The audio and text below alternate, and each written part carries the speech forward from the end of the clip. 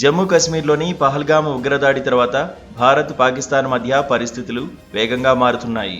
కేంద్రం కీలక చర్యలు తీసుకుంటోంది. ఇప్పటికే సింధు జలాల ఒప్పందాన్ని వెనక్కి తీసుకుంది. అంతేకాదు పాకిస్తానీలకు వీసాలను రద్దు చేసింది.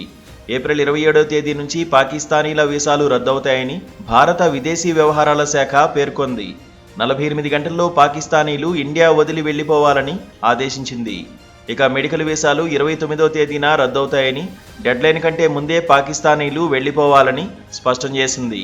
ఈ నేపథ్యంలో ప్రియుడి కోసం దొంగతనంగా ఇండియాలోకి వచ్చిన సీమా హైదర్ పరిస్థితి అగమ్యగోచరంగా మారింది.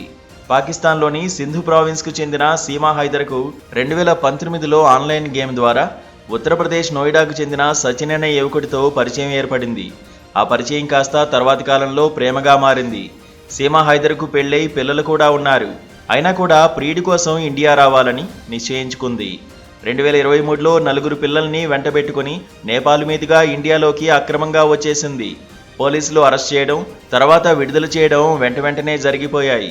ఆ తర్వాత ఇద్దరూ పెళ్లి చేసుకున్నారు. గత మార్చి నెలలో వీరికి ఓ ఆడపిల్ల పుట్టింది. వీసాల రద్దు నేపథ్యంలో సీమా హైదర్ తెరపైకి వచ్చింది.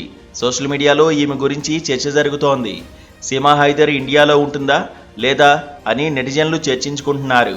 ఇండియన్ సిటిజన్ను పెళ్లి చేసుకుని ఓ బిడ్డను కన్న సీమా హైదర్కు ఇండియాలో ఉండే హక్కు ఉంటుందా లేదా అన్నది క్వశ్చన్ మార్క్.